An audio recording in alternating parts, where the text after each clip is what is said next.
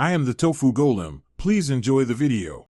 You start by making sure your Google account is ready and two-factor authentication is on. This keeps your data safe.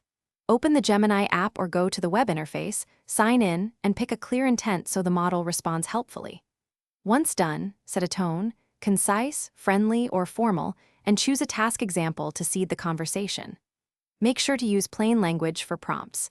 That helps Gemini understand your goal and return actionable answers quickly. You now build prompts that tell Gemini who to be, what to produce, and any constraints. Think role, goal, and an example output. Once you see a response, refine it. Ask for stepwise instructions, request simplified versions, or request code samples with comments. Make sure to adjust generation settings like temperature and max length when available. Lower temperature gives focused answers while higher adds creativity.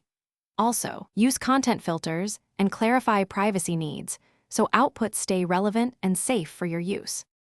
You finish by reviewing Gemini's output, asking for edits until it matches your intent, then export or save the result.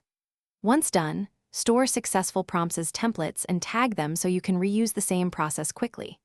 If the model drifts or gives wrong info, rephrase the prompt to be simpler, request sources or stepwise verification, and make sure app permissions and network are fine. Clearing cache or updating the app often resolves odd behavior. Use these steps to keep results consistent and reliable. Thanks for watching. Consider subscribing if we helped you today.